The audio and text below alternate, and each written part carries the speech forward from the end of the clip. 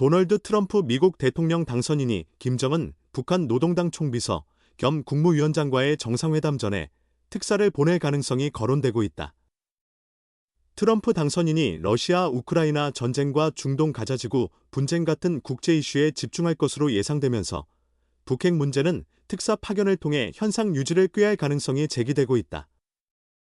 이일 외교부에 따르면 이상숙 국립외교원 교수는 2025 국제정세 전망 보고서에서 트럼프 2기 행정부 출범에 따른 북핵 문제와 남북관계 전망을 내놓았다. 이 교수는 트럼프 당선인이 대북 정책을 직접 이끌며 늦어도 1에서 2년 내 미북 정상회담을 추진할 가능성이 크다고 언급했다.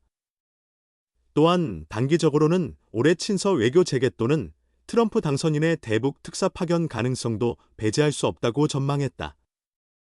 이어 미북 정상 간 직접 회담은 어려울 수 있으나 친서 외교의 가능성은 여전히 유효하다며 김정은 위원장이 트럼프 당선인에게 취임 축하 친서를 보내거나 트럼프 당선인이 북핵 위기 관리를 위해 친서를 보낼 가능성이 있다고 강조했다.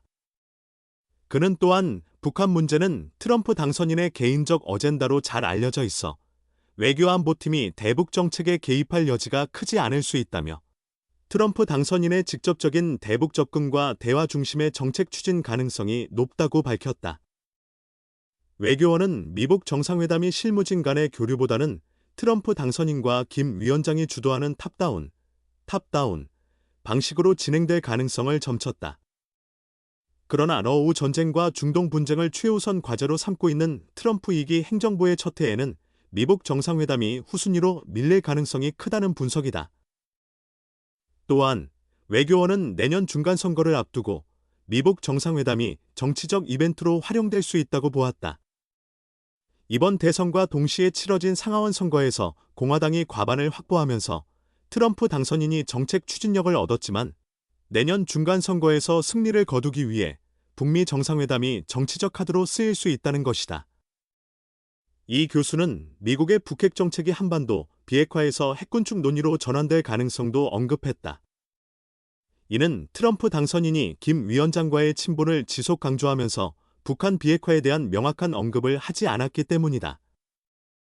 이에 따라 북한은 자신들의 핵보유국 지위를 인정받기 위해 한반도의 안보 위기를 더욱 고조시킬 것으로 전망된다. 이 교수는 한국에서는 북핵 문제를 핵군축 관점에서 접근하는 것이 금기시되었지만 최근 미국에서는 이와 관련한 논의가 진행되고 있는 것으로 보인다며 북한의 완전한 비핵화를 목표로 하는 북핵 외교는 더욱 어려워질 전망이라고 말했다.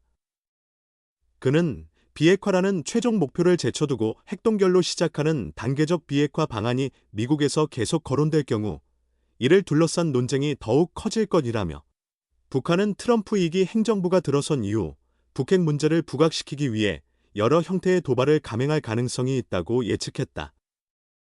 이어 올해 남북 관계는 북한의 적대적 두 국가론과 트럼프 2기 행정부의 출범을 의식한 북한의 위기 조성 전략 강화로 인해 안보 긴장이 고조될 것으로 보인다면서도 북한이 7차 핵실험이나 태평양을 향한 ICBM, 대륙간 탄도미사일, 실거리 시험 발사와 같은 군사적 조치를 기술적 이유로 필요로 하겠지만 미국과 중국의 반발 및 추가 국제 제재 가능성을 고려할 때 당분간 이를 선제적으로 실행할 가능성은 낮을 것이라고 덧붙였다.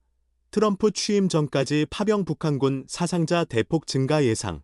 새로운 조약은 발효 후 최소 1년이 지나야 파기가 가능한 구조로 푸틴 대통령은 전쟁이 조기 종전을 맞을 것이라는 트럼프 2기 행정부의 정책 방향을 감안해 그 1년 내 종전을 목표로 계산했을 가능성이 크다는 해석이다.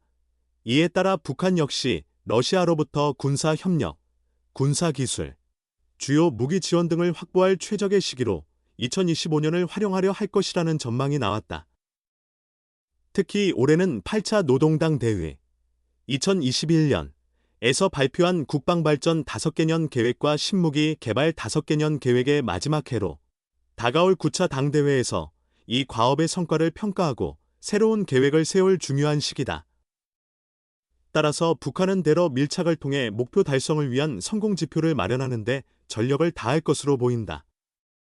하지만 트럼프 행정부가 들어서더라도 우크라이나 전쟁이 장기 교착 상태에 빠지면 북한의 부담은 한층 가중될 수 있다는 관측이다. 북러 신조약 제4조에 따르면 북한은 군수 물자 제공과 병력 파병을 지속해야 하는 상황에 놓일 가능성이 높으며 러시아는 병력 부족 문제로 다시 협상에 나설 가능성도 있다.